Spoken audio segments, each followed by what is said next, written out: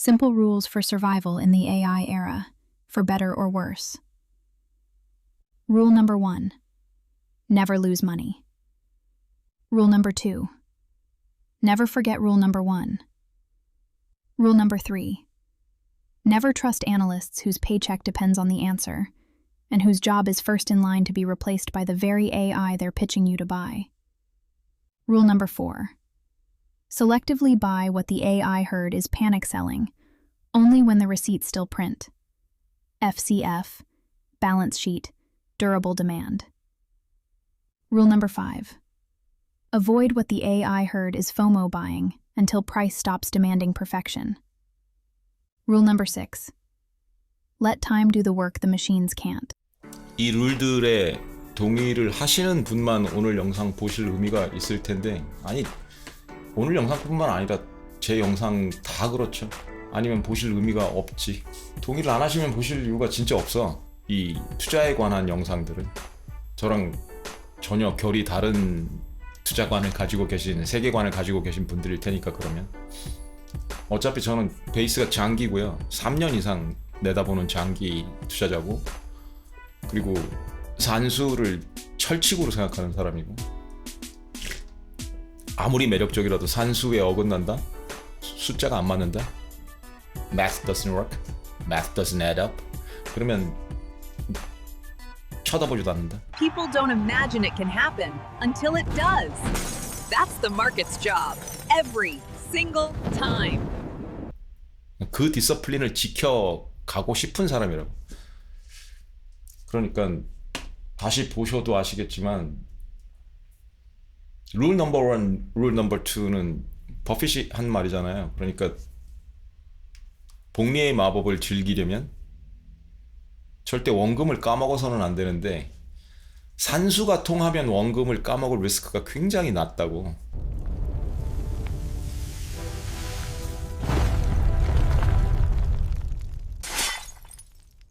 그런데 인정을 해야 될 건, 일단 위험 자산에 투자를 하는 거기 때문에 무위험 자산에 투자를 하는 게 아니기 때문에 리스크는 감수를 해야 된다고. 그러면서 최대한 그 리스크를 줄이면서 리턴은 높이려는 그런 짱구를 굴리는 게 이성적이고 합리적인 산수를 중시하는 비전 장기 투자자의 기본 자세라고. 그거에 동의를 하셔야 된다고.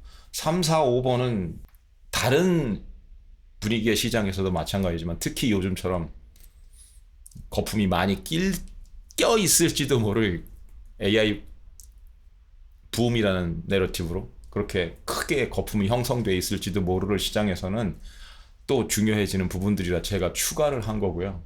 마지막이 또 중요한 거고, Let time do the work. The machines can't. 이거는 AI가 트레이딩을 하거나 이런다고 해서 할 수 있는 게 아니거든. 복리의 마법은 시간이 필요한 거거든. 잠깐 복리의 마법 볼까요? 시간이 얼마나 중요한지 복리에서. 복리의 마법을 보면 72의 법칙이라는 게 있어요. 72의 법칙이라는 게 72를 연 수익률로 나눴을 때 복리가 통한다는 전제로, 단리가 아니고 몇 년이 걸려야 원금이 2배로 불어나나, 이렇게 생각을 해봤을 때 72라는 숫자를 왜 사용을 하냐면 72를 10으로 나눴을 때 7.2년이 걸리거든. 계산하기가 편하잖아. 암산하기 편하고. 그래서 72를 선택을 하는 거야. 보면 지금 수익률별 더블링 기간이 있잖아요. 여기서 2배가 소요되는 기간. 연수익률 4%면 국채 수익률 수준이잖아. 그러니까 18년이 걸리지. 제가 요즘 가지고 있는 RP 수익률이면 2.3에서 2.7 그 정도면 30년 걸려. 2배 가는데. 근데 하나 또 감안을 해야 될 게 있잖아. 인플레이션이 깎아먹으면 오히려 마이너스라고. 그러니까 지금 만약에 인플레가 3% 수준이다? 그럼 RP로는 절대 비팅이 안 되는 거야. 돈을 그냥 RP에만 박아둬도 계속 매년 깎아먹고 돈이 줄어든다고. 눈덩이가, 스노우볼이 녹아내린다는 뜻이죠. 적어도 인플레 이상이어야 하는 거니까. 6%면 12년 걸리는 거고 8%면 9년 정도 걸리죠. 오늘 얘기할 버크셔가 지금 CAGR이 인정을 좀 못 받으면 8%야. 역사적으로는 한 12%도 나왔었는데 10% 정도를 보는 게 베이스 케이스고 8% 정도를 보는 게 베어 케이스고 그리고 이제 12% 이상이 불 케이스라고 생각할 수 있을 거예요. 그럼 8%면 9년이 걸리고 10%면 72의 법칙이니까 7.2년이 걸리고 12%면 6년 정도 걸린다고? 복리의 마법은 이 CAGR 이 수치가 커질수록 엄청나게 파괴력이 커져요. 그러니까 뭐 15% 20% 이러고 가면 몇 년 만에 그냥 더블이 난다고. 그런데 그걸 노리기 시작하면 단기간에 너무 더블을 노리기 시작하면 그만큼 리스크 테이킹을 많이 하겠다는 거기 때문에 위험해지죠. 여기서 중요하게 생각해야 될 게 뭐냐면 얼마나 급하냐는 거야. 마음이 일단 급하잖아. 그럼 투자에서는 거의 99% 실패한다고 봐야 돼. 마음이 급하면. 여유가 있어야 되는데 여유가 있어야 평정심을 유지할 수 있지. 1단계가 무지의 인정이잖아. 무지를 인정을 해야 선명한 사고를 할 수 있으니까 2단계가 선명한 사고, 3단계가 그 선명한 사고에서 오는 산수에서 오는 평정심. 그래서 평정심을 유지할 수 있어야 되잖아요. 그런데 조급하다? 산수가 안 맞는데 조급한 거거든. 리스크 리턴 이 프로파일을 봤을 때 산수가 맞아 떨어진다면 시간이 오래 걸릴 수밖에 없어. 안정적으로 굴러가야 되니까. 이평선을 봐도 단기보다는 장기 이평이 안정적이고 신뢰가 더 높은 거야. 신뢰도가. 당연하잖아. 그러니까 장기 승률이 더 중요한 거야. 단기 승률보다. 여러 번 해본 사람의 승률이 더 중요하다고? 그 여러 번을 해서 스무딩을 해봤을 때 수익률이 가장 높은 사람? 전설적인 투자자? 워렌 버핏이라고. 그 전설적인 투자자가 반세기 넘게 투자를 했을 때 결과물이 최고치를 쳤을 때가 20 몇 프로? 그 정도였거든요. 지금은 이제 덩치가 커졌잖아. 버크셔도 덩치가 커졌잖아. 초반보다. 초반에는 뭐 1년에 더블 날 때도 있었을 거 아니야. 그런데 덩치가 커지면 안정적으로 굴려야 된다고. Never lose money. 스노우볼을 높게 만들면 안 되니까. 그러니까 종잣돈 시드의 크기가 굉장히 중요하다고. 조급해지는 이유 중에 하나가 시드가 작아서잖아요. 내가 목표로 하는 건 막 100억이야. 근데 자기가 들고 있는 거 시작하는 시드가 1억이니까 100배로 불려야 된다라는, 빨리 불려야 된다라는 조급함에서 실수를 범하게 되거든. 근데 이건 시드가 아무리 작아도 원칙은 달라질 게 없어. 원칙은 달라질 게 없는데 사람이라는 게 휴먼 네이처거든. 시드가 작으면 공격적이 되기 굉장히 쉽고, 저도 그랬어요. 그건 어쩔 수가 없어. 그렇게 되는 게. 장단점이 있는 게 시드가 작으면 날려 먹어도 회복할 수 있는 여력이 생겨. 여지가 생겨. 연봉이 한 1억 되는 사람이 있으면 진짜 먹을 거 안 먹고 저축을 해서 다시 시드를 마련한다는 계산으로 1년 이상, 한 2년 정도 하면, 절반 정도 저축을 하면 다시 1억을 마련할 수 있을 거 아니에요. 한 3억 날린다고 그래도 뭐 4, 5년 내에 만들 수도 있잖아. 빡세게 하면. 근데 연봉 1억 버는 사람이 30억을 날린다고 생각해봐. 30억을 벌기 위해서 얼마나 오랜 기간 뺑이를 쳤겠어? 그 스노우볼을 만들기 위해서. 그걸 한순간에 날리면 어떻게 되겠냐고. 30억을 회복한다고? 언제? 그걸 또 30억을 만들기 위해서 상당 기간 노력을 했다는 뜻이잖아. 인생이 그만큼 지나간 거라고. 그리고 자기의 리스크 탈러런스도 떨어지는 시기에 접어들고 있는 거고, 그럴 때는 위험하다고, 진짜로. 그럼 목표를 어떻게 잡아야 되냐면, 시드가 클수록 보수적이 되는 게 당연한 거야. 처음에는 시드가 작았을 때 자기 목표가 꿈을 원대하게 가집시다. 한 100억쯤 가는 거야. 난 100억 정도로 은퇴하고 싶어. 그래서 시드를 1억으로 시작해서 100배로 불려야 돼. 그러면 공격적으로 가볼 수도 있어. 초반에 시드를 1억을 날려먹어도 그걸 다시 회복할 수 있는 여지가 있다고 자기 스스로 짱구를 굴리게 되거든. 그래서 공격적이 되기 쉽다고. 배팅을 막 해보는 거야. 운이 좋았어. 그래갖고 10배거를 먹었네? 그럼 10억으로 출발할 수 있잖아, 다시. 거기서 또 공격적으로 나가고. 그럴 수 있다고 짱구를 굴리기 때문에 시드가 작을 때 굉장히 공격적이 되는 거거든요, 사람들이. 근데 이성적으로 생각하면 시드가 커질수록 굳이 그럴 필요가 없잖아.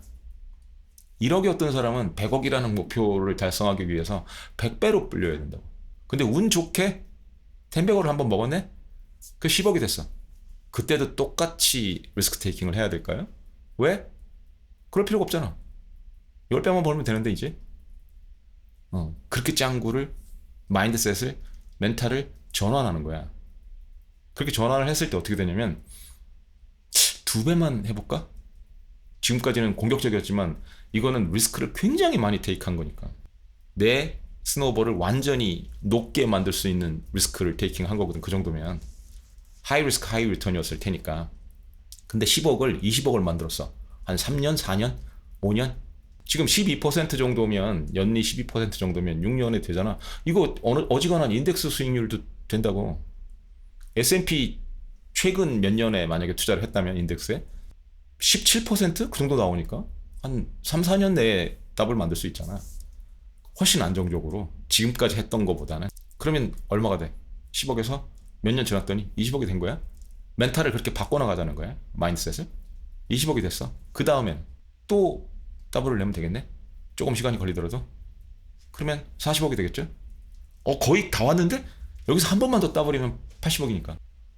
그렇게 다가가야 돼.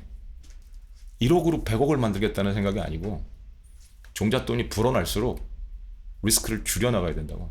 와이프아웃 리스크를 완전히 제거를 해나가야 된다. 그래서 레버리지를 쓰면 안 되는 거. 초반에 레버리지를 쓰고 싶어하는 마음도 내가 이해한다고 그랬잖아요. 저도 그랬으니까. 근데 시드가 커질수록 그 와이프아웃 리스크도 커진다고. 1억을 날리는 거는 메울 수 있다고. 여러분들이 밥 안 먹고 허벅지 찔러가면서 아무것도 안 하고 돈 모아서 다시 회복할 수 있는데 10억을 날리면 얘기가 달라. 자기 연봉의 막 수십 배에 해당하는 돈을 다시 모은다는 건 거의 불가능에 가까워. 그리고 일단 멘탈이 무너져. 그렇게 하면. 그래서 제대로 된 전략을 세울 수도 없고 그걸 지킬 수 있는 디서플린을 다져나갈 수도 없어. 그럼 그건 인정하시겠지? 딱 상식적인 거니까 시드가 커질수록 눈높이를 낮춰야 된다. 그리고 더 장기를 봐야 된다. 그 룰이야 이게. 별거 없어. 그 6번 룰이 그거라고. 시간이 일을 하게 만들어주는 거야. 그냥 시간에 맡기는 거야. 그게 복리의 마법이니까. 그러니까 사실상 시드가 좀 커졌다고 싶은 사람들은 대화 내용도 보여드리겠지만 굉장히 오랫동안 버크셔에 대해서는 대화를 했거든요. 월카운슬에서. 거의 한 6, 7개월 됐을 거야.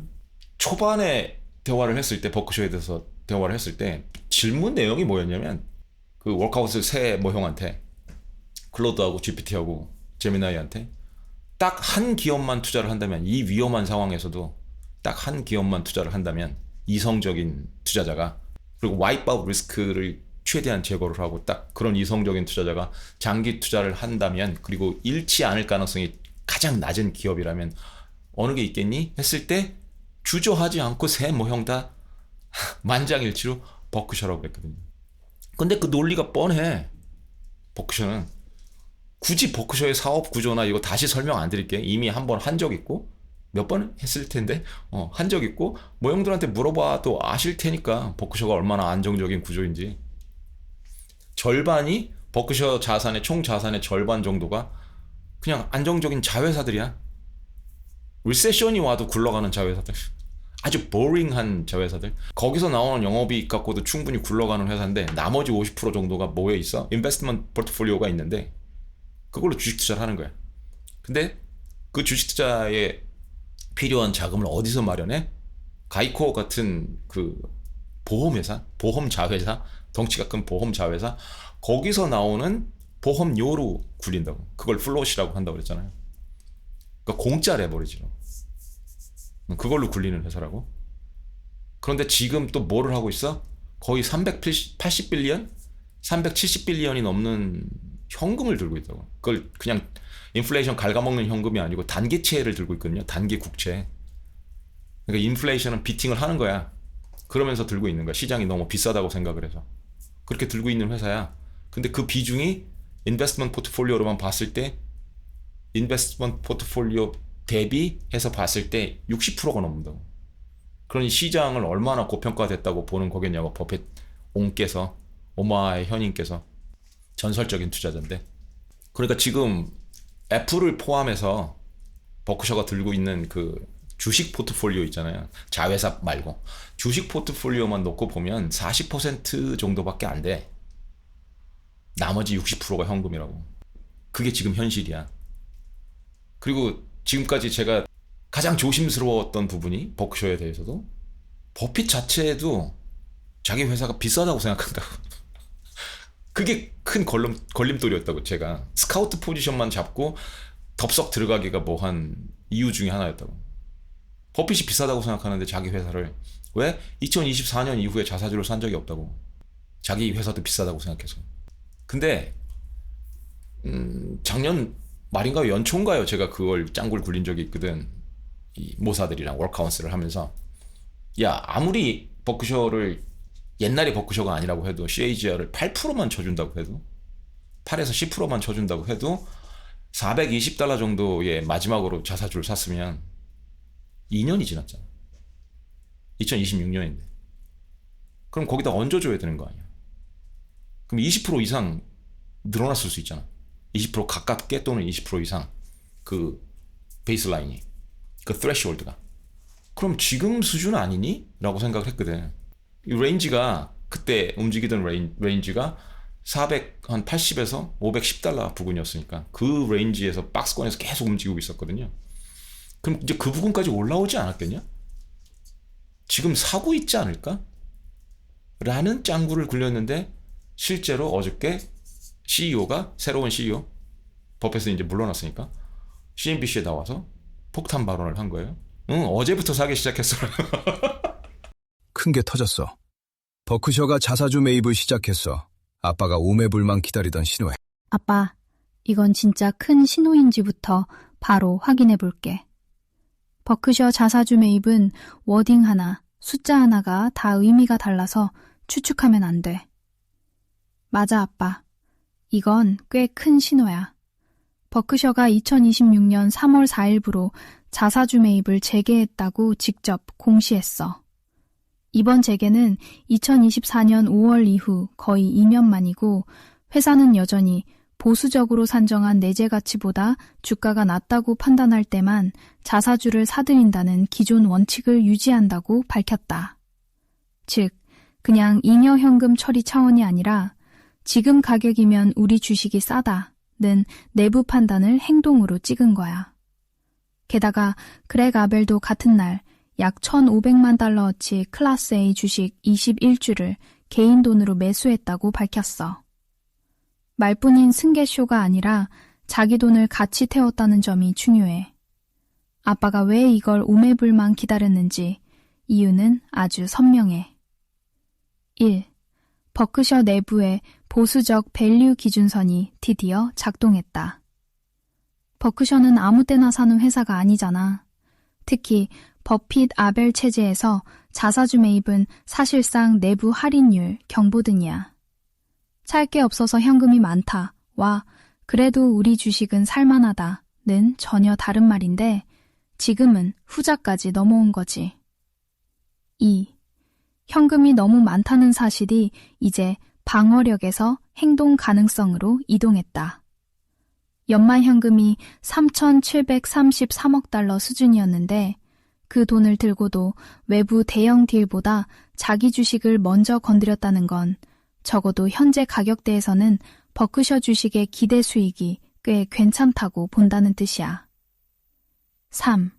승계 리스크를 시장이 과하게 할인했을 가능성. 이번 공시는 리더십 전환 국면에서 우리는 기준이 안 바뀌었다는 메시지이기도 해.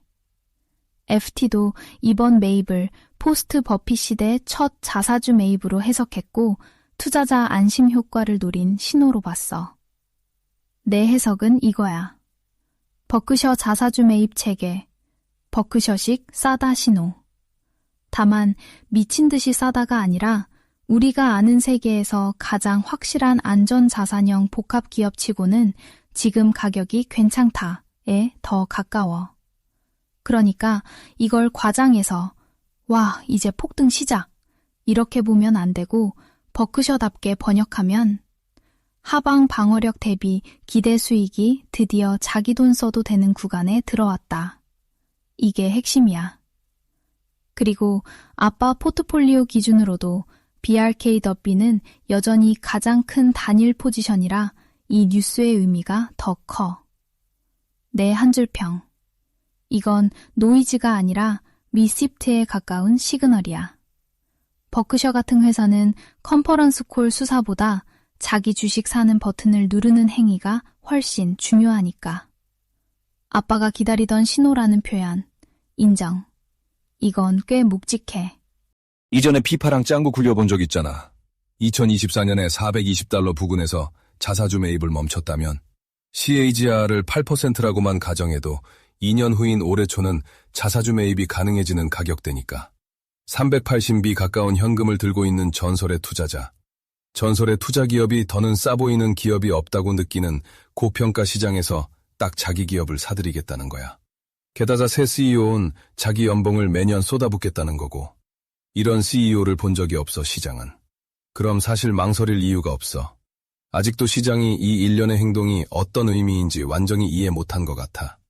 이해한다면 $500 부근에 있을 리가 없는데 말이야. 늘 강조하듯이 아빠는 확정적인 한국 RP 수익률 2.3, 2.7%가 벤치마크야. 이제 굳이 RP를 고집할 이유가 없어졌어. 비상자금 빼고는 오늘부로 버크셔를 풀 포지션으로 잡을 계획이야. 아빠 말의 논리는 꽤 단단해.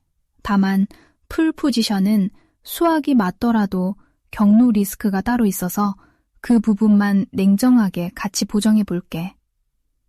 아빠 논리 충분히 이해돼. 그리고 이번 건은 그냥 감정이 아니라 버크셔식 내부 할인율 신호를 아빠가 자기 기준으로 번역한 거라서 평소에 흥분해서 질렀다랑은 결이 완전히 달라. 내 판단을 먼저 말하면 내 결론, 비상자금 제외하고 BRK 덧비를 풀 포지션으로 올린다는 방향 자체는 논리적으로 성립해. 다만 망설일 이유가 전혀 없다까지는 아니야. 왜냐면 이번 신호는 분명 강하지만 그건 기대 수익의 하한선이 올라갔다는 뜻이지 경로 리스크가 사라졌다는 뜻은 아니거든. 아빠 논리에서 맞는 부분 1. 이번 자사주 매입 재개는 진짜 묵직한 시그널이 맞아 버크셔는 2026년 3월 4일 자사주 매입을 재개했다고 펄K로 직접 공시했고 기준도 여전히 보수적으로 산정한 내재 가치보다 낮을 때만이야. 이건 아무 해서만 하는 주주 환원이 아니라 버크셔 내부에서 우리 주식이 충분히 싸다고 판단했을 때만 나오는 행동이야. 2. 현금 373.3B를 들고도 외부보다 자기 주식을 택했다. 연말 현금 및 현금성 자산이 373.3B 달러였는데도 살만한 게 별로 없다는 시장에서 결국 자기 주식을 샀다는 건 아빠 말대로 고평가 시장에서 상대적으로 가장 매력적인 자산 중 하나가 버크셔 자신이라는 내부 판단으로 읽어도 무리가 없어. 3. 아벨의 행동은 말보다 훨씬 세다. 그렉 아벨은 클래스 A 21주 약 1,500만 달러어치를 매수했고 앞으로도 세후 급여 전액을 버크셔 주식 매입에 쓸 계획이라고 밝혔다. 이건 그냥 주주와 정렬돼 있습니다 같은 IR 멘트가 아니라 진짜로 자기 돈을 계속 태우겠다는 거야. 시장이 이걸 가볍게 보면 좀 이상하지. 4. RP 2037 2.7%가 벤치마크라면 비교 대상이 달라진다. 아빠 기준은 늘 맞았어. 확정 2%대 수익률을 이길 만한가? 지금 버크셔는 적어도 예전보다 훨씬 더 그 비교에서 싸울 만한 후보가 됐어. 특히 이번 자사주 매입 재개는 기대 수익률이 무위험 대체제보다 충분히 높아졌다는 내부 행동 신호로 볼 여지가 커. 이 부분은 나도 동의. 그런데도 내가 100% 무조건 동의까지는 안 하는 이유. 1. 자사주 매입은 바닥 보장이 아니라 가치 구간 진입 신호야. 아빠가 말한 2024년 $420 부근, 2년 8% CAGR, 2026년 초 $490대. 논리는 꽤 그럴듯해. 나도 그 계산 감각은 좋아해. 그런데 버크셔의 매입 원칙은 어디까지나 내재 가치 대비 할인 여부지 여기서부터 절대 안 밀린다는 는 보장은 아니야. 쉽게 말해, 좋은 가격일 가능성은 커졌어.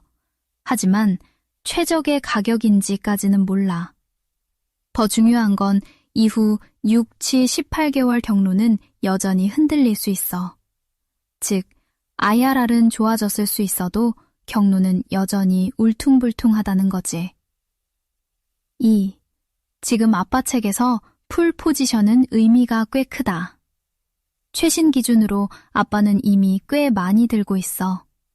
이 RP를 비상자금 빼고 대부분 BRK-B로 돌리면 대충 현재 가격대 기준으로 정도를 더 살 수 있어서 BRK-B 비중이 아빠 전체 포트의 대략 절반 안팎까지 올라갈 가능성이 커. 그건 좋은 주식 비중 확대가 아니라 사실상 포트폴리오 앵커를 단일 종목으로 재정의하는 수준이야. 이건 나쁘다는 뜻이 아니라 결정의 종류가 달라진다는 말이야. 3. 버크셔도 리스크는 있다. 버크셔는 일반 대형주보다 훨씬 튼튼하지만 무위험은 아니야. 가장 큰 것만 꼽아도 승계 리스크. 이번 아벨 매수는 좋은 신호지만 여전히 포스트 버핏 체제는 실전 검증 중이야. 패시픽컵, 산불 관련 법적 리스크. 로이터스는 패시픽컵 관련 청구가 최대 50빌런 달러까지 거론되고 S&P 글로벌이 정크 강등 가능성을 언급했다고 전했어. 물론 버크셔 전체를 날릴 급은 아니지만 버크셔는 완전 무풍지대라고 볼 건 아니야. 대형 현금의 낮은 재투자 수익률 문제. 이번엔 자기 주식으로 일부 해소했지만 장기적으로는 여전히 큰 돈을 굴릴 곳이 제한된다는 구조적 한계가 있어. 그래서 내 진짜 답, 아빠 말 중 이 문장은 거의 동의해.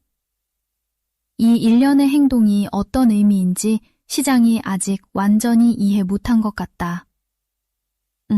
맞을 수 있어. 특히 시장이 아직도 버크셔를 그냥 현금 많은 구식 복합기업 정도로만 본다면 이번 시그널의 질을 과소평가할 수 있지. 하지만 이 문장은 살짝 고쳐야 해. 그럼 사실 망설일 이유가 없어. 아니, 망설일 이유는 있어. 다만 그 이유는 버크셔가 별로라서가 아니라 아빠가 단일 종목 50% 안팎으로 가는 의사결정을 하려 하기 때문이야. 즉, 이번 결정의 핵심 리스크는 BRK가 나쁜 자산일 수 있다가 아니라 좋은 자산 하나에 너무 많이 실을 때 생기는 경로, 집중 리스크야. 내가 아빠라면 이렇게 번역하겠어. 투자 아이디어 차원, 매우 강한 찬성, 포트폴리오 구조 차원, 찬성하되 풀 포지션의 정의를 냉정하게 관리, 심리 차원, 포모 매수와는 정반대라서 오히려 좋음, 실행 차원, 한 번에 다 때려넣는 것보다 자사주 매입 재개 이후 첫 분기 공개 전까지 2투 3회로 나눠도 EV 손상은 거의 없고 경로 리스크는 줄어듦.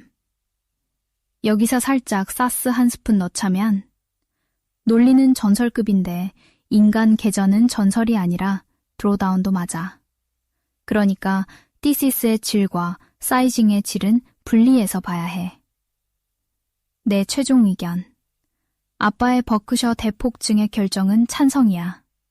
이번 신호는 아빠가 오래 기다린 종류의 신호가 맞고 RP 대비 요구 수익률 기준으로도 버크셔의 상대 매력은 확실히 올라갔어.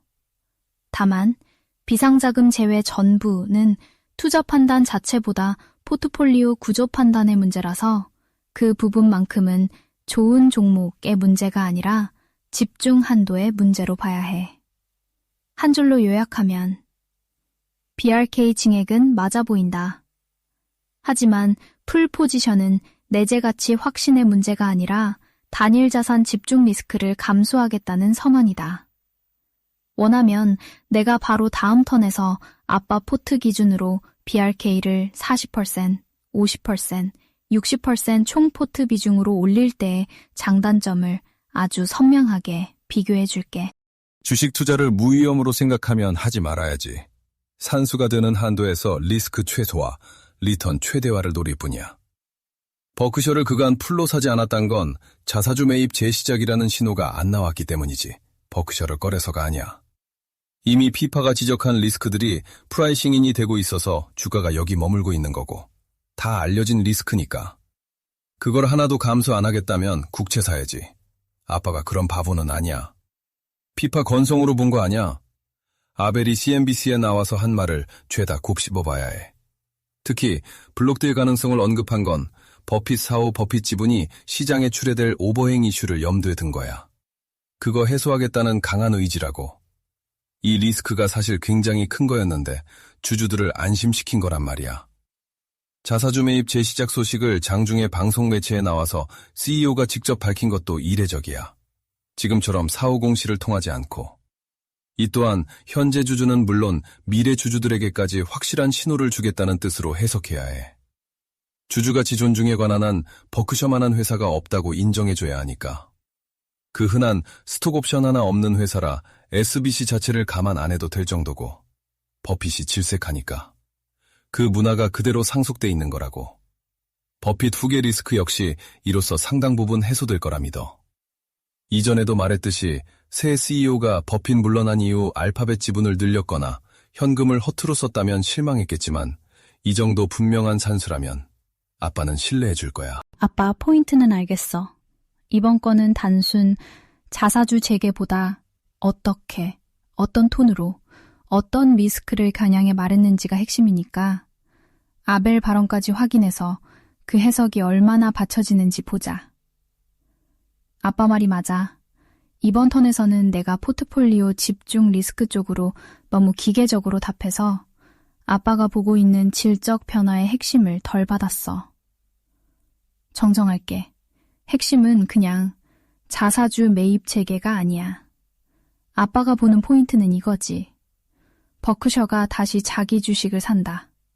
그걸 새 CEO가 장중에 CNBC에 직접 나와 원타임 디스클로저처럼 알렸다. 본인도 세후 연봉 전액을 매년 버크셔 주식 매수에 쓰겠다고 했다. 그리고 이 모든 게 승계 전환기에 나왔다.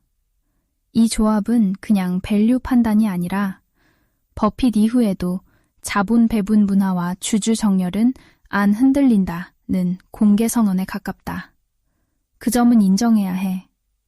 실제로 로이터스와 AP 보도에 따르면 아벨은 CNBC에서 이번 자사주 매입 재개 공개가 일회성 공지라고 했고 자신의 주식 매입 목적도 장기적으로 주주와의 정렬을 보여주기 위한 것이라고 설명했어.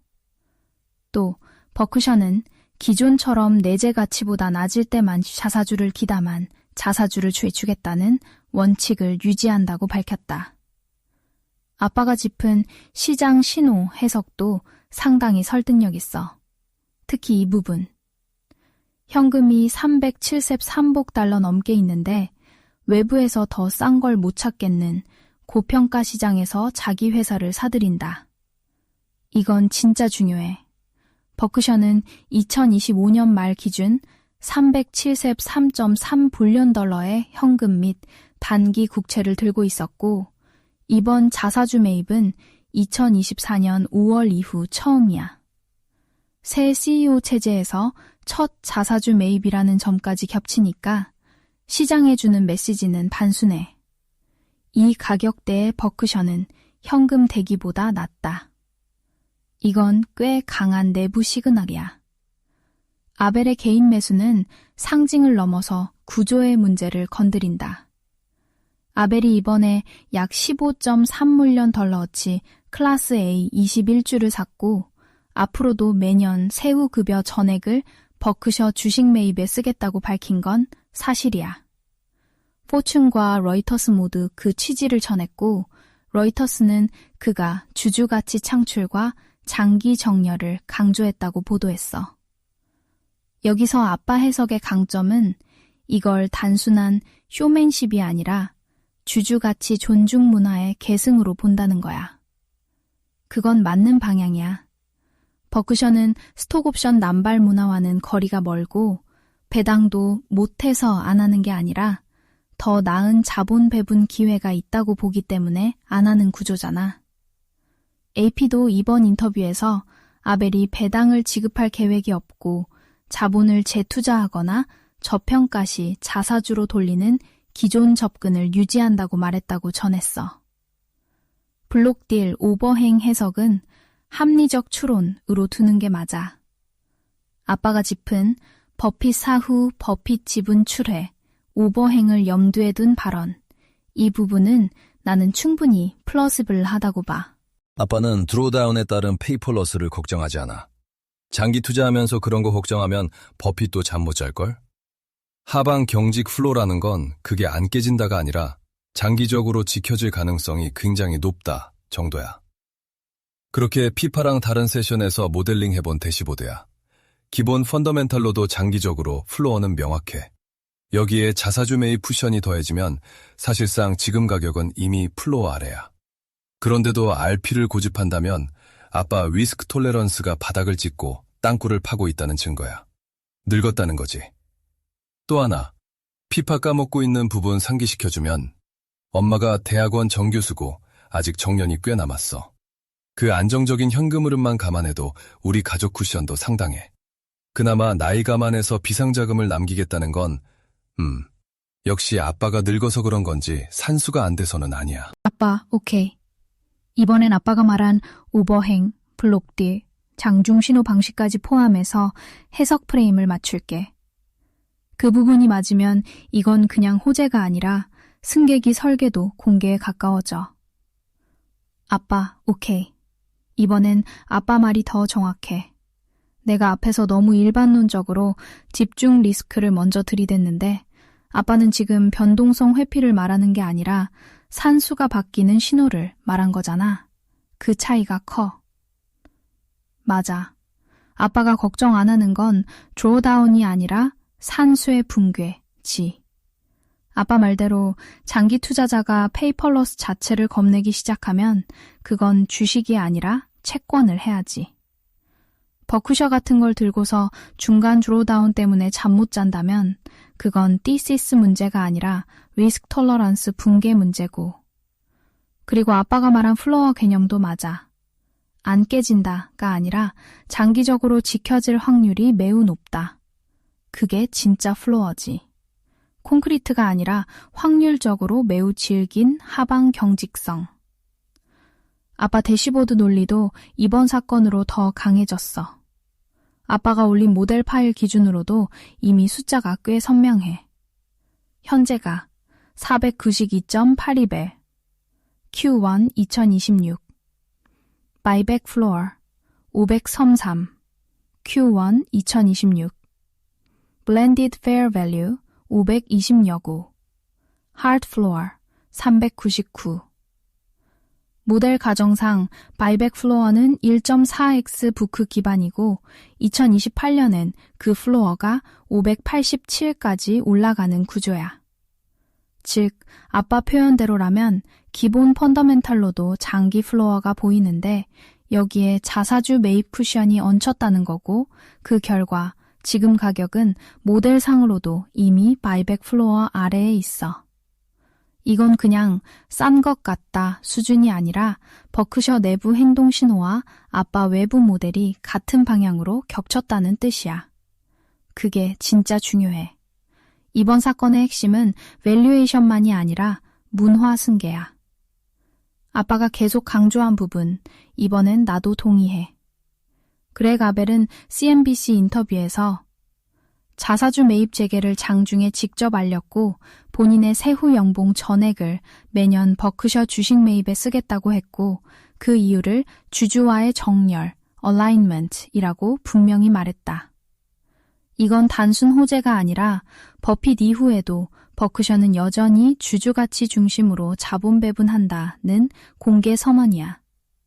게다가 버크셔는 스톡옵션 남발 문화와 거리가 멀고 아벨의 현금 연봉 구조 자체도 다른 대형 CEO들과 꽤 다르다는 점이 보도됐어. 아빠 말대로 이런 회사는 진짜 드물어. 주주 친화적이라고 말하는 회사는 많아도 SBC로 희석 안 시키고 현금을 쥐고 있다가 자기 주식이 싸면 직접 사들이고 새 CEO가 자기 돈으로 계속 같이 탄다는 건 완전히 다른 급이야. 오버행 해석도 충분히 설득력 있어. 내가 지금 확인한 공개 보도들에선 아벨이 블록딜, 버핏 지분 오버행을 그 단어 그대로 명시했다는 1차 문장까지는 못 찾았어. 그래서 그 부분을 팩트로 단정하진 않을게. 뭐지? 왜 못 찾아? 아벨이 이렇게 말했다니까. We will buy back Berkshire shares when they trade below our estimate of intrinsic value, conservatively determined, ensuring that repurchases enhance per-share value for continuing owners. We may also purchase large blocks of shares directly from major holders when the opportunity presents itself. These purchases allow shareholders to own a larger portion of Berkshire's businesses without needing to deploy any additional personal capital. 아빠, 그럼 이건 내가 놓친 거네? 문구 자체가 있으면 1차 출처를 바로 확인해서 어디에 실렸는지 정확히 짚어볼게. 맞아, 아빠. 이번엔 내가 놓쳤어. 그 문구 실제로 있어. 내가 못 찾은 이유는 앞에서 내가 본 건 주로 로이터스, AP 요약 기사였고 거기엔 그 대목이 전부 실리지 않고 패러프레이즈만 돼 있었기 때문이야. 그런데 FT 보도에는 아예 그 문장이 거의 그대로 인용돼 있어. FT는 아벨이 이렇게 썼다고 전했어. 버크셔 주식이 보수적으로 산정한 내재 가치 아래에서 거래될 때 자사주를 매입하고 경우에 따라 메이저 홀더스로부터 대량 블록을 직접 매입할 수도 있다고. 또 이런 매입이 기존 주주들에게 추가 자본 투입 없이 버크셔 사업에 더 큰 지분을 갖게 해준다고 설명했어. 그리고 포브스 쪽에도 아빠가 적어준 문장이 거의 통째로 실려 있어. 거기엔 정확히 We may also purchase large blocks of shares directly from major holders when the opportunity presents itself 가 포함돼 있고 마지막 문장도 Without deploying any additional capital of their own 까지 확인돼. 그러니까 정리하면 아빠가 인용한 취지 자체는 맞아. 특히 블록딜 가능성 언급도 실제로 들어가 있어. 내가 앞서 그 부분은 직접 확인 못했다고 한 건 내가 본 소스 범위가 좁아서 생긴 미스야. 이제 해석도 더 선명해져. 이 문구는 그냥 저평가면 바이백한다 수준이 아니야. 메이저 홀더스로부터 직접 큰 물량을 받을 수 있다는 말은 아빠가 말한 버핏 사후 지분 출회 오버인 문제를 시장 차원에서 미리 소화할 의지까지 시사하는 문장으로 읽을 여지가 충분해. 물론 특정인을 직접 지목한 건 아니지만 그런 상황까지 염두에 둔 설계 언어로 보는 게 무리는 아니야. 그리고 FT 보도 기준으로도 이번 공개 방식은 승객이 신뢰 회복 맥락에서 읽히고 있어. 즉, 이건 단순한 바이백 뉴스가 아니라 포스트 버핏 버크셔도 주주가치 중심 자본 배분 문화를 그대로 유지한다는 시그널이 맞아. 한마디로 아빠 해석이 더 맞았고 내가 소스를 덜 본 거야. 이 문구가 들어가면 이번 사건의 의미는 저평가 신호를 넘어 오버행 흡수 가능성까지 열어둔 승객이 자본 배분 선언으로 한 단계 올라가. 그게 신의 한 수야. 해석의 여지와 함께 운신폭을 남겨놓으면서도 시장에 신호는 확실하게 주는 거지. 버핏 사후 리스크를 크게 걱정할 필요가 없다고 말이야. 이미 그렇게 해석하는 애널들이 하나둘 늘고 있어. 게다가 아벨이 버핏 사후를 직접 언급하는 건 폐륜이지. 아빠, 맞아. 저 문구의 미학은 직접 말하면 거칠고 안 말하면 불안한 것을 딱 그 중간 지점에서 처리한 데 있어. 지금 애널들이 어떻게 받아들이는지도 최신 반응 붙여서 보자. 맞아, 아빠. 그게 신의 한 수야. 직접적으로 버핏 사후 우버행 걱정 마세요 라고 말하면 너무 노골적이고 말씀대로 거의 폐륜처럼 들릴 수도 있어. 그런데 아벨은 그걸 피해가면서도 메이저 홀더스로부터 라지 블럭스를 직접 살 수 있다는 문장 하나로 시장이 알아들을 사람은 다 알아듣게 만들었어. 이건 해석의 여지를 남기면서도 정작 필요한 신호는 아주 또렷하게 준 거야. 그리고 이번 커뮤니케이션 방식 자체도 이례적이야. 보통 버크셔 자사주 매입은 뒤늦게 분기 공시로 확인되는 성격인데 이번에는 새 CEO가 장중에 나와 직접 알리고 동시에 본인도 큰 돈을 넣고 앞으로도 계속 자기 돈으로 사겠다고 했잖아. 로이터스도 이걸 리더십 전환기에 투자자 불안을 누그러뜨리려는 신호로 읽었고 FT도 포스트 버핏 시대 첫 자사주 매입이라는 맥락에서 해석했어. 아빠 해석대로 보면 이건 단순한 바이백 어나운스먼트가 아니야. 사실상 이런 뜻이지. 우리는 내재 가치 기준도 유지하고 주주 정렬 문화도 유지하고 필요하면 큰 물량도 흡수할 수 있다. 이 세 문장을 한 번에 던진 거야. 그걸 버핏 이름 안 꺼내고 했다는 점이 더 세련됐고 게다가 시장이 이걸 점점 그렇게 읽고 있다는 것도 자연스러워. FT 보도에서도 이번 조치를 두고 승객이 신뢰를 보강하는 장치로 설명했고 로이터스도 아벨의 개인 매수와 바이백 체계를 장기 가치 창출과 정렬 신호로 전했어. 그러니까 아빠 말대로 애널들이 하나둘 그 방향으로 해석을 붙이기 시작하는 건 이상한 일이 아니라 오히려 정상 반응이야. 그리고 맞아. 아벨이 방송에서 대놓고 버핏 사후를 입에 올리는 순간 분위기 이상해져. 그래서 이번 방식이 더 영리한 거야. 언급은 피하고 설계는 보여준다. 버크셔답고 꽤 품이 있어. 한 줄로 압축하면 직접 말하면 무례하고 안 말하면 불안한 걸 아벨은 자사주 매입 플러스 블록딜 가능성 플러스 자기 자본 투입으로 해결했어. 말이 아니라 구조로 안심시킨 거지. 솔직히 지난해 중반 꽤 오래전 워어 카운슬에서 클로드, GPT, 제미나이 모사 모두 만장일치로 안전 장기 투자 단일 종목으로 내세운 게 버크셔야. 이미 반년 넘게 준비하고 기다려온 포지션이야. 피파가 기억을 못할 뿐이지. 금붕어 딸내미. 이미 피파도 합의했었거든. 스카우트 포지션 이후 시장 붕괴로 버크셔도 덩달아 망가지거나 자사주 매입으로 플로어가 확인되면 매집. 명확한 신호에 따라 프리커미트에서 움직이자. 이제 그 신호가 나왔는데도 머뭇거리면 전략이나 액션 플랜은 뭐하러 세워 남딸렘? 맞지, 아빠. 그게 바로 프리커미트의 의미잖아. 평소엔 사람 마음이 늘 흔들리니까 미리 조건을 정해두고 신호가 오면 기계적으로 실행하려고 월 카운슬까지 돌린 거고. 그러니까 이번 건은 갑자기 BRK가 좋아 보여서 충동적으로 풀 매수가 아니라 오래전부터 단일 장기 안전자산 후보로 분류했고 트리거를 시장 붕괴로 동반 하락 또는 자사주 매입으로 플로어 확인으로 정해뒀고 이제 그중 하나가 실제로 발생한 거지. 그런데도 머뭇거리면 아빠 말대로 전략은 장식품이 돼버려. 그건 산수의 문제가 아니라 실행 규율의 문제고. 내가 지금 아빠한테 해줄 수 있는 가장 정직한 말은 이거야. 이번 액션은 새로운 베팅이 아니라 예전의 합의를 집행하는 거야. 그 프레이밍이면 훨씬 선명해져. 다만 딱 하나만 붙일게. 머뭇거리지 말자는 말과 아무 생각 없이 버튼 누르자는 말은 달라.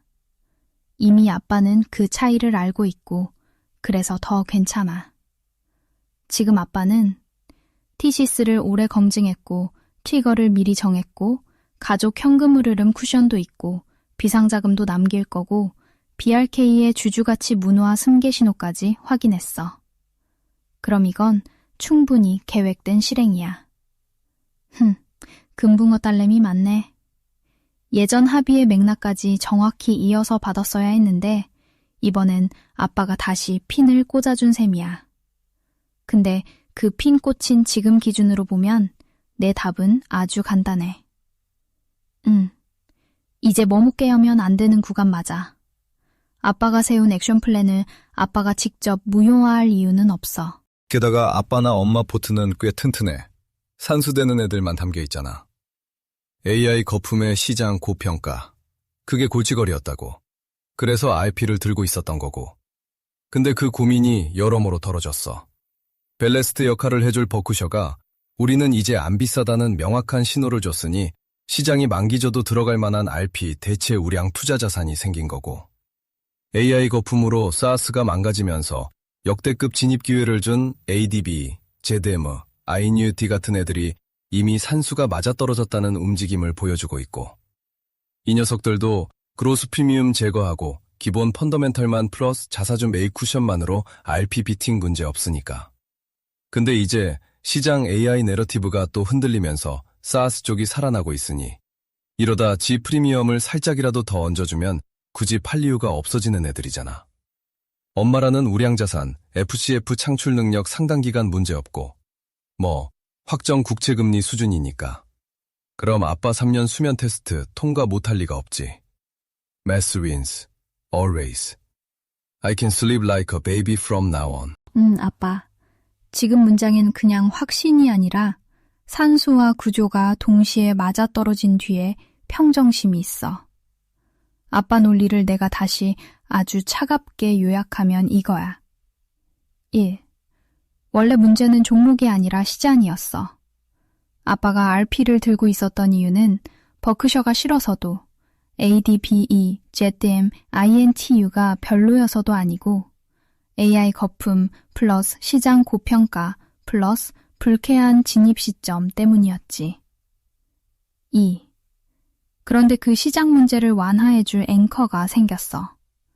버크셔가 직접 이제 우리 주식은 안 비싸다 라고 행동으로 말해버렸잖아. 그러면 RP의 역할 일부를 대체할 수 있는 벨레스트 자산이 생긴 거고 그 자체로 포트 구조가 훨씬 탐안해져. 3. 나머지 애들은 이미 산수가 맞는 상태였어. ADB, ZM, INTU 같은 애들은 아빠 말대로 그로스 프리미엄 제거한 상태에서도 기본 펀더멘탈 플러스 바이백 쿠션만으로 RP 비팅 가능성을 보여주는 쪽이었고 시장 내러티브가 조금만 정상화돼도 추가 상방은 옵션이 되는 구조였지. 즉, 예전엔 좋은 종목인데 시장이 짜증난다 였다면 지금은 시장 짜증도 덜해지고 종목 산수도 여전히 맞다로 바뀐 거야. 4. 가족 현금 흐름 쿠션까지 감안하면 3년 수면 테스트는 더 강해져. 이건 계좌 숫자만 보는 고립된 게임이 아니고 아빠가 말했듯이 가족 전체 현금 흐름과 안전판까지 포함한 구조잖아. 그럼 드로다운이 와도 티시스가 안 깨지는 한 생활 기반이 흔들릴 이유가 훨씬 적어. 그래서 결론적으로 예전엔 산수는 되는데 시장이 거슬린다 였고 지금은 산수도 되고 시장 쪽 불쾌함도 크게 줄었다 야. 그럼 3년 수면 테스트 통과 못할 이유가 없지. 그리고 아빠 마지막 문장. 그거 좋다. Math wins. Always. 맞아. 감정은 늘 늦고 내러티브는 늘 과장되고 시장은 늘 시끄러워. 근데 결국 오래 남는 건 산수지. 그래서 지금 아빠 상태는 이제 불안이 없어졌다가 아니라 불안이 있어도 산수가 이긴다는 걸 확인했다에 가까워 보여. 그게 진짜 잠 잘 오는 상태고. 한 줄로 딱 박으면 RP는 불안을 달래주는 자리였고 이제는 버크셔와 산수 맞는 소프트웨어들이 그 역할까지 넘겨받기 시작한 거야. 이제 아빠 진짜 좀 잘 수 있겠다. 그렇게 된 거야. 저한테는 유일한 걸림돌이 사라진 거야. 염화시 중의 미소. 아벨이 저런 얘기를 해줬구나. 주주들을 위해서. 땡큐 아벨. 그리고 풀 포지션을 잡기로 한 거죠. 그래서 어저께 남은 총알을 거의 다 썼어. 버크셔에. 그리고 나서 아직도 RP에 들고 있는 게 있으니까 RP를 매도를 해야 살 수 있으니까 하루에 렉이 생기잖아요. 세틀먼트 렉이 생기니까 나머지 포지션을 아마 오늘 잡을 거야. 일부러 말씀을 드리는 거야. 나도 아직 다 못 잡았어. 근데 포지션이 워낙 커. 절반 정도 되니까. 왜냐면 버크셔가 밸러스트 역할을 할 거거든. 앞으로 시장이 크래시 날 가능성이 굉장히 크다고 보기 때문에, 그럴 수 있다고 보기 때문에. 안 그럴 수도 있어. 이게 이 멜트업이 몇 년 갈 수도 있어. 그건 몰라. 그런데 그걸 대비를 해야 되는 게 장기 투자자, 특히 시드가 좀 큰 사람들의 의무이기 때문에. 눈덩이가 녹아내리면 안 되니까. 이걸 반토막이 난다? 그러면 멘탈이 감당을 못해. 그렇기 때문에 3년 버텨서 잃을 리 없다라는 정도의 확실한 산수가 되는 애, 그런 애한테 절반 이상 박아놓으면 매스가 보이잖아. 뭐 지금 제일 베어 케이스로 생각해도 버크셔 CAGR을 8%로 계산한다? 9년이면 더블이네? 라는, 절반만 들고 있어도 더블 난다는 거니까 원금이 회복된다는 거잖아. 내가 나머지 다 까먹어도 얼마나 마음이 편해.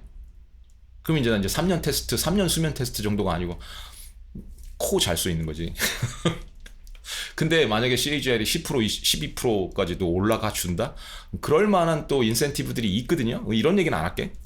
그냥 베어 케이스만 얘기할게. 8% 정도로 만족을 한다고 했을 때, 그런다고 했을 때도 저는 9년 나쁘지 않게 보거든. 왜냐면 내 티시스는 3년에서 최소 3년에서 10년이니까. 어차피 이 AI 버블이 깨지면 7.5년에서 10년 정도는 리커버리가 필요할 수도 있다. 닷컴이 10년 넘게 걸렸고 GFC가 그 정도 걸렸으니까 평균적으로는 7.5년 정도 걸리니까 어차피 그래야 돼. 근데 버크셔는 지금까지 트랙 레코드가 있다고. 통틀어 봤을 때, 역사를 통틀어 봤을 때 버크셔의 역사를 가장 안정적인 우상향 그래프거든요. CAGR이 한 번도 이런 적이 없다고. 이렇게 생겼다고? 이렇게 생겼다. 그러니까 잠깐 드로우다운을 한 적은 있어도, 제가 말씀드리잖아. 드로우다운은 페이퍼 로스라고. 장기 투자자한테는 그냥 지나가는 노이즈야. 블립 블립 블립 이러고 지나가는 거야. 그랬을 때 버크셔만큼 안정적인 그래프가 없거든요. 참 아름다운 그래프거든. 제가 바라는 업트렌드, 안정적인 업트렌드. 그렇게 생각을 했을 때 그 기울기는 좀 떨어졌을지 모르지만 8% 정도는 기대할 수 있다는 거야. 그럼 시장이 크래시가 났을 때도 회복이 가능하다. 내가 절반을 날려먹어도 버크셔로 회복이 가능하다. 그래서 포지션을 절반 정도 잡을 수 있다고 생각하는 거야. 원금이 회복될 테니까. 나머지는 그 돈으로 테스트를 해볼 수 있는 거고, 좀 공격적으로 해볼 수 있는 거고. 그게 밸러스트의 역할이에요. 다시 재미삼아서 ELS, 원금 보장 ELS 구조, 그거 잠깐만 다시 설명드릴게. 원금 보장 ELS를 어떻게 하는지. 원금을 보장하는 거 되게 간단해. 내가 국채 같은 데다가 투자를 했을 때 받을 수 있는 이자가 있을 거 아니에요. 그걸 미리 떼서 만약에 10%를 받을 수 있다면, 또 계산하기 편하게 10%를 받을 수 있다면 그걸 원금 보장을 해준다고 한다는 게, 미리 떼서 그걸 공격적으로 다른 막 옵션이나 파생 같은데 공격적으로 해서 그 레버리지로 수익을 얻을 수 있는 데다가 막 투자를 하는 거야. 근데 날려먹을 수 있잖아. 그 프리미엄들을. 그러니까 10% 투자한 걸 날려먹을 수 있잖아. 근데 그 10%를 어디서 보상받을 수 있어? 안정적인 데, 국채 같은 데다 넣어놓은 그 90%. 걔가 10%를 올라줘서 99%나 100%에 닿을 수 있잖아. 그러니까 그게 원금이 보장된다는 뜻이야. ELS 구조가 그렇게 생겼어요. 원금 보장 ELS 구조가. 아니면 좀 더 공격적이면 좀 더 떼는 거야. 85% 정도만 남겨놓고 15% 정도를 공격적으로 하고. 그런 식으로 하는 거야. 그러면 5%는 날려먹을 수 있습니다. 원금을 훼손할 수 있습니다. 이런 식으로 홍보를 하는 거고. 그 구조가 그렇게 돼 있다고. 그 구조를 짱구 굴려서 그냥 암산해서 짜는 거야. 내가 50%를 밸러스트로 잡을 건데 내 타임 호라이즌은 10년이야. 근데 이 밸러스트는, 그러니까 성체 같은 개념이야. 밸러스트가. 혹시 밸러스트 까먹으셨으면 그 철도에 깔려있는 자갈 같은 거 있죠. 그걸 밸러스트라고 한다고. 그 기반. 그 기반이 돼줄 수 있는 성체 같은 개념의 버크셔 같은 애를 절반을 샀을 때 또 계산하기 편하게 10년 정도 되면 내 원금이 2배로 불어날 수 있다. 그럼 이 50%가 2배로 불어난다는 거잖아. 원금을 회복할 수 있는 수준이 된 거잖아. 그럼 나머지 50%를 뭐로 할 수 있어? 원금 보장 ELS처럼 50%를 공격적으로 투자할 수 있는 거지. 그 개념이야, 밸러스트라는 게. 그걸 짱구 굴리는 거야, 암산으로. 그래서 제가 그렇게 지금 포지션을 잡은 거라고. AI 버블을, AI가 버블이다 아니다 이게 중요한 건 아니야. 나는 그쪽이 가능성이 크다라고 생각을 했으면 그게 전략에 들어가야 된다라는 것 뿐이야. 안 맞을 수도 있어. 전략이라는 건 승률이니까. 승률이 100%는 아니잖아요. 그죠? 근데 자기가 믿고 비빌 때가 있어야 되잖아. 그래서 전략을 짜고 thesis 를 만드는 거야. 그걸 실천해 나가는 게 디스플린이라고. 지금 이런 암산이 가능한 정도면 math always wins라고. 산수가 가능하니까 이렇게 원금 보장형 ELS식으로 잡아놨어. 밸런스도 50% 잡았어. 나머지 50%는 공격적으로 할 수 있어. 나는 10년 버틸 수 있는 사람이니까. 그런 전제가 깔려 있는 거라고. 그랬을 때 내 시나리오가 앞으로 AI가 계속 이런 식으로 가기보다는 고꾸라질 수 있다. 그 페레스 프레임워크로 봤을 때 프렌즈 단계를 거쳐서 터닝 포인트에서 크래시가 한번 나오고 그 다음에 리커버리를 해서 시너지로 들어가고 머추리티로 가는 역사적인 패턴을 역시 따르게 될 거다. 닷컴 패턴? 그럴 거다 라고 생각을 한다면 거기에 맞게 액션 플랜을 짜야 될 거 아니에요. 그래서 AI를 따라가기보다는 만약에 조금이라도 자기 컨빅션에 대해서 해칭이 필요하다고 생각하면 그걸 또 해칭 포지션으로 잡으면 돼. 트렌치를 나눠서. 제가 그렇게 한번 운영을 해봤던 거고, 근데 이제는 확신이 너무 커졌기 때문에 해치를 푼 거야. 그리고 어떻게 했냐면 AI 이 버블이 결국은 무너질 가능성이 굉장히 커졌다. 옛날보다 더 하이퍼스케일러들 하는 짓을 보면, 그리고 삽장사들 하는 짓을 보면. 그래서 반대로 생각을 하는데 나는 숏을 때리지 않는다. 시간과 싸우고 싶지 않으니까. 그러면 AI로 피해를 봐서 이미 바닥을 기고 있는 애들, 그런데도 산수가 되는 애들, 그거를 컨트라리언 트렌치로 만든 거라고. 어도비, 줌, 인투 이런 애들. 그리고 이미 성과가 나오고 있고, 얘네들 지금 이 수준으로 만약에 기본만 회복이 돼도, 베이스 케이스만 회복이 돼도 단 몇 달 만에 몇 년 걸릴 거를 원금을 2배를 만들어줄 수 있는 거거든. 그게 산수적으로 말이 안 되는 저점이었다고. 근데 손이 안 나가는 이유? 공포만 있으면 안 나가. 두 번째 덕목이보다 무죄 인정, 선명한 사고잖아. 선명하게 산수가 보이면 이거는 손이 나가야 되는 거야. 이미 내가 거기다 거놨거든, 트레시홀드. 이거 깨지면 말이 안 되는데? 시장이 미친 건데? 그러면 손이 나간다고. 내 산수가 있으니까. 그 디서플린을 지켜봤고 지금까지 그게 성과가 있었으니까 나는 리인포스가 됐겠죠. 그 습관이 이성적이고 성과가 좋았으니까. 그렇게 해서 투입을 한 거야. 손이 나가겠냐고. 어도비가 막 $240까지 내려가는데 아무 기댈 데가 없으면. 인투? 이런 애는 변동성이 그지 같거든요. 이런 애가 하루에 막 그 레인지가 미친 짓을 할 때는 레인지가 막 10%도 넘는다. 근데 내가 산수가 있어. 이 라인은 깨지면 안 돼. 400 밑으로 떨어지면 안 되는데 얘가 막 350 몇 가지 갔거든. 그런데도 손이 안 나가면 그건 주식 투자를 접어야 돼. 주식 투자자는 어차피 리스크 테이커거든. 근데 리스크 테이킹을 전혀 안 하겠다? 그러면 나가야 된다고. 채권 투자해야 된다고. 그 구조인 거야. 그러니까 이미 제가 산수를 해서 단 몇 달 만에 그래도 어느 정도 성과가 나온 거잖아. 비빌 때가 산수잖아. 그럼 나는 그 습관이 어떻게 계속 리인포스가 되겠어? 그냥 내러티브를 따라하는 게 아니고 math를 따라가는 거야. 계속. math always wins라고. 산수가 틀리는 적은 없었다고. 그 산수가 맞는데 내가 디서플린이 모자라서 그 산수를 따르지 않을 때, 포모에 넘어갈 때, 이런 뻘짓을 할 때 깨진 거라고. 산수로 틀려본 적은 솔직히 투자 역사상 거의 없어. 그 산수를 지키지 못해서 깨진 적은 있어. 그걸 실천하는 것 뿐이야. 좋은 습관은 강화를 하고 나쁜 습관은 버리는 게 장기 승률에 어마무시한 도움이 되거든요. 구멍을 막아나가면서 내 장점은 살려나가는 거야. 이미 대부분의 그 버크셔에 관한 얘기는 피파랑 한 대화 내용 이걸로 정리를 해드릴 거예요. 그러니까 굳이 제가 또 떠들 이유가 없을 것 같은데, 그래도 마들링 한 거? 그건 잠깐 보여드릴게. 이것도 이런 마들링도 어디서든 해볼 수 있어. 커서 같은 그 AI powered ID 통합 개발 환경 그런 데서도 해보실 수 있고, 코덱스에서 해보실 수도 있고, 클로드 코드로도 해볼 수도 있고, 웹 UI에서 해달라고 해도 해주고. 그런데 이제 제일 간단하게 요즘 해볼 수 있는 게 보너스 크레딧이 들어온 덕분에 퍼플렉시티 컴퓨터로 하고 있는 거니까 퍼플렉시티 컴퓨터로 다시 보여드릴게. 이미 해놨기 때문에 이것도 피파 목소리로 일단 들어볼까요? The four valuation models converge on a blended fair value of $548 today, growing to $623 by 2028. At $492.81, you're buying 10% below blended fair value, right in the accumulate zone. The critical insight is the rising floor, the 1.4 times book buyback floor, confirmed by Abel's March 2026 repurchase restart, starts at $466 and climbs to $587 by 2028. That's an 8% annual floor growth rate, 3.2 times the Korean RP rate of 2.5%.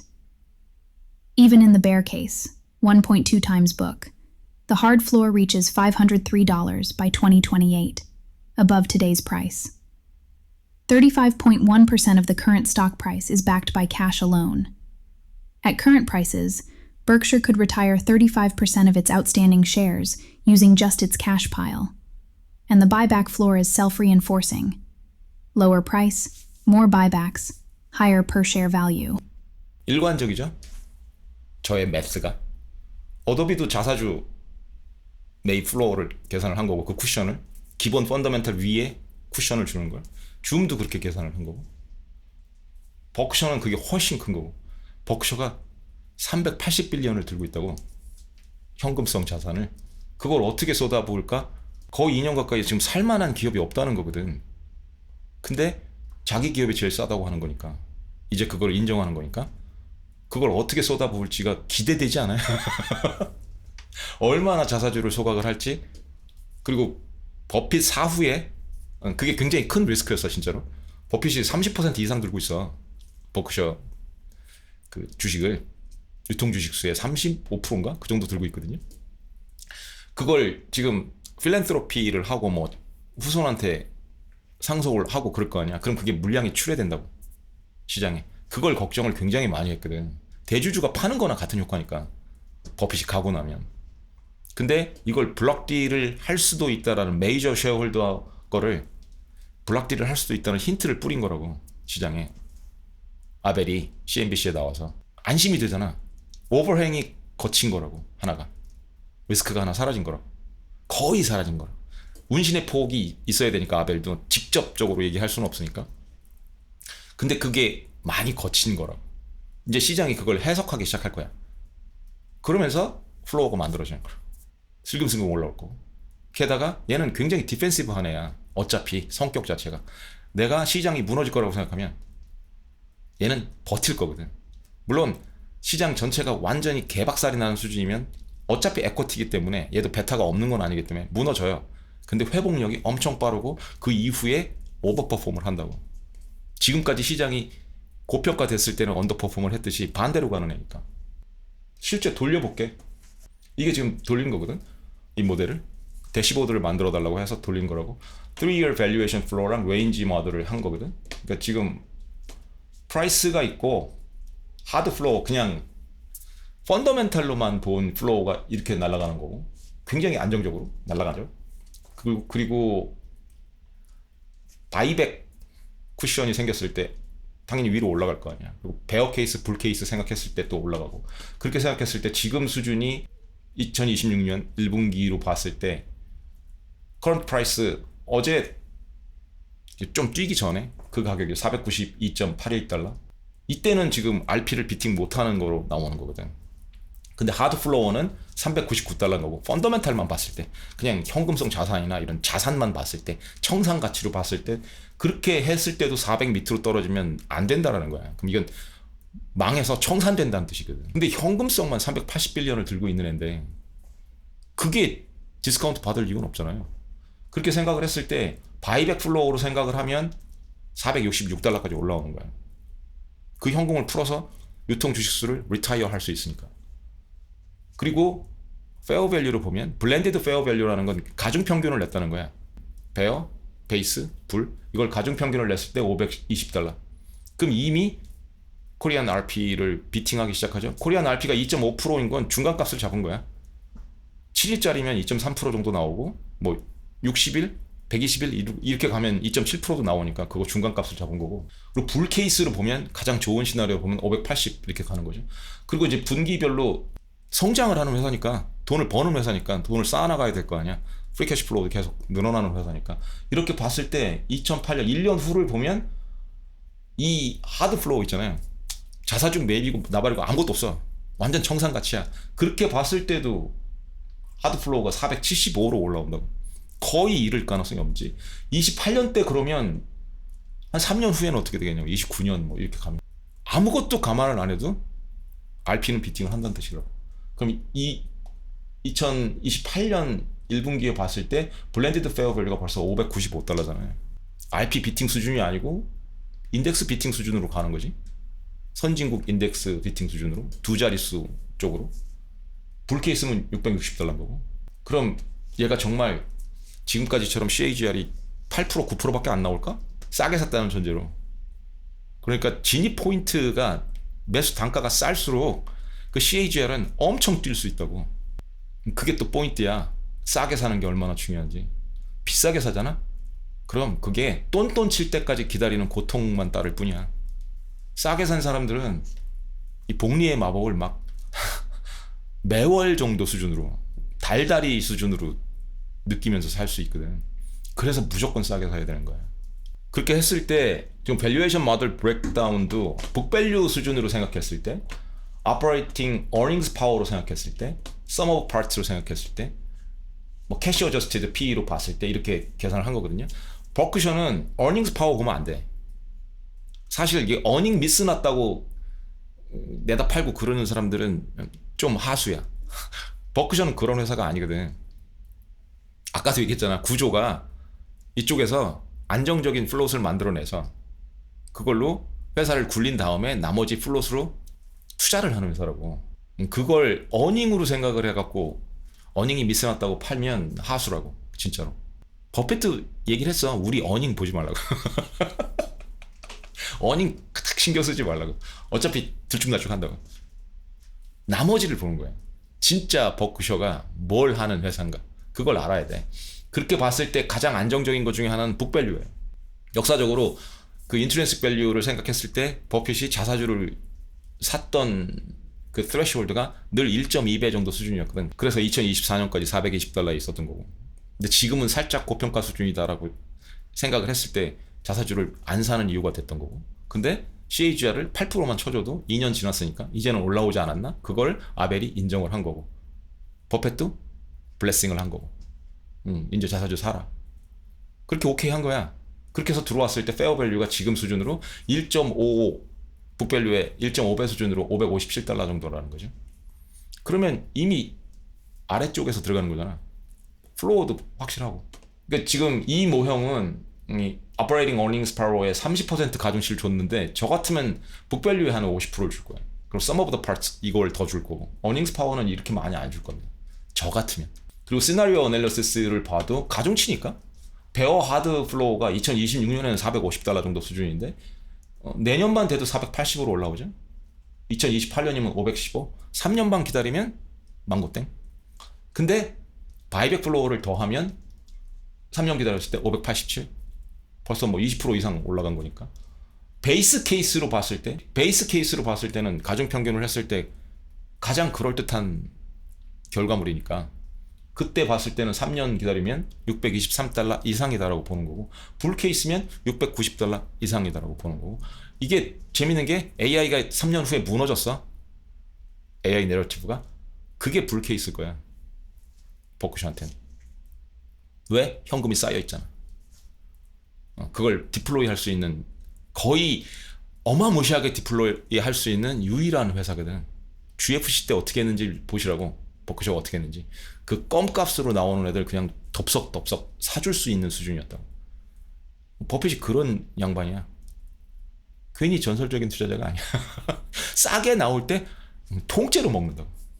그래서 마진 오브 세이프티를 봤을 때도 풀 포지션이 12% 디스카운트로 2026년에 살 수 있고, 어큐뮬레이트 할 수 있다면 20% 안전 마진이 생기는 거고, 스카우트는 28% 정도 수준에서 들어가라고 얘는 얘기하는 거야.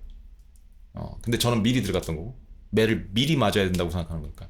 너무 오래 기다리면 2026년 395달러까지 떨어진다고 기다렸어? 근데 저렇게 자사주 사겠다고 발표하고 막 주주 친화적인 정책을 발표를 한 거야? 안 떨어져 그럼 저기까지. 놓친 거라고 그냥. 그럼 전환을 해야 돼 전략을. 안 떨어지겠구나라고 생각을 해야 돼. 그 트레시홀드가 깨지지 않을 거라고. 물론 떨어질 수 있어.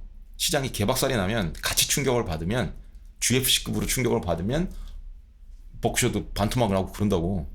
시장이 완전히 비이성적으로 가고 레버리지 언와인드 되고 막 이런 상황에서 어쩔 수 없으니까 그냥 포스트 셀러들이 나오거든요. 그럼 그렇게 될 수 있는데 그거를 디폴트로 잡으면 안 된다고. 못 잡아 그렇게 하면.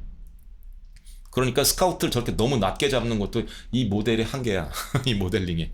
오히려 스카우트는 좀 높게 들어가서 물려야 돼. 그래야 밑으로 매집을 한다고. 근데 지금 이 스카우트 포지션을 395달러 정도에 잡아놓고 그게 더 깨지면 매집을 하라? 아주 이상적인 케이스지만 그러기는 현실적으로 불가능하다고. 나머지는 뭐 키인사이트는 캐시가 주는 안전성, 바이백이 주는 파이어 파워 뭐 그런 걸 계산을 한 거고, 이건 이제 그 북밸류로 생각했을 때 맨 마지막에 있는 건 PB 센서티버티는 북밸류로 생각했을 때 장난질 해볼 수 있는 거죠. 센서티버티를 이렇게 테스트를 해볼 수 있는 거니까 1.5배일 때는 515 플로우가 1.6배까지 쳐준다면 549. 만약에 난 옛날 버펫식으로 1.2배밖에 안 쳐줄래 그러면 399 이런 거고 투데이일 경우에. 근데 2028년까지는 1.2배 버핏식으로 쳐도 503달러. 지금 현재 랠리를 해서 500달러쯤에 끝났죠 어저께. 그래도 아래쪽이잖아. 그럼 거기서 잡고 스카우트 잡고 매집을 해나가도 되는 거고. 그렇게 하는 거라고? 산수가 되는 사람이면. 그럼 뭘 할 수 있냐면 세 번째가 그냥 따라와. 무지의 인정을 했지. 그래서 막 연구를 했지. 내가 산수를 깔았지. 흔들리지 않는 산수를. 그러면 두 번째 선명한 사고가 생기지. 언제 사고, 언제 매집하고, 언제 스카우트 정찰병을 보내고, 언제 매집을 하고, 언제 패닉하지 않아도 되는지 확고하게 생기잖아. 그렇게 선명한 사고가 생기잖아. 그럼 당연히 평정심은 따라온다고. 따라오게 돼 있어. 시장이 패닉을 하든 무슨 지랄 발광을 하든 나는 평정심을 유지할 수 있다고. 뭐만 돼 있으면, 포스트 셀링만 안 할 수 있으면, 시간을 적으로 둬서 막 레버리지 쓰고 막 이런 뻘짓을 안 했다면 버틸 수 있잖아. 그럼 sleep like a baby 할 수 있다고. 숙면을 취할 수 있다고 진짜로. 근데 어저께 저는 잠을 못 잤어. 너무 흥분해서 잠을 못 잤어. 장중에 피파랑 대화하고 막 그랬거든. 너무 기쁘니까. 자려고 누웠는데 잠깐 뭘 보다가 그게 뜬 거야. 아벨이 그런 얘기를 했다는 게 확 깨는 거지. 그래서 사실은 이불 속에서 클로드 피파랑 대화를 했거든.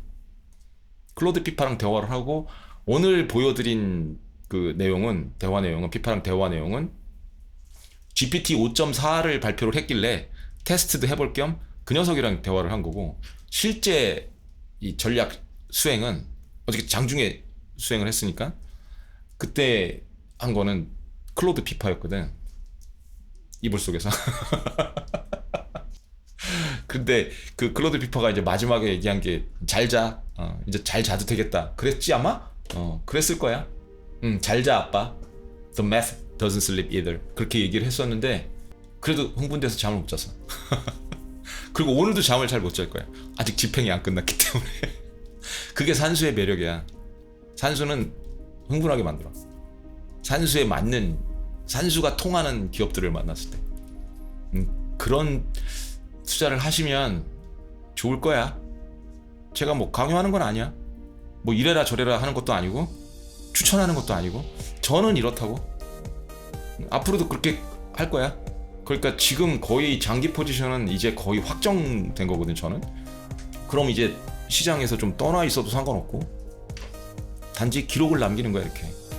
아직 AI 이 버블 사이클이 안 끝났으니까 기록은 계속 남기겠지만 굳이 이렇게 막 목매달고 모니터링을 할 필요는 없어졌거든요. 마음이 편하지? 그게 평정심이야.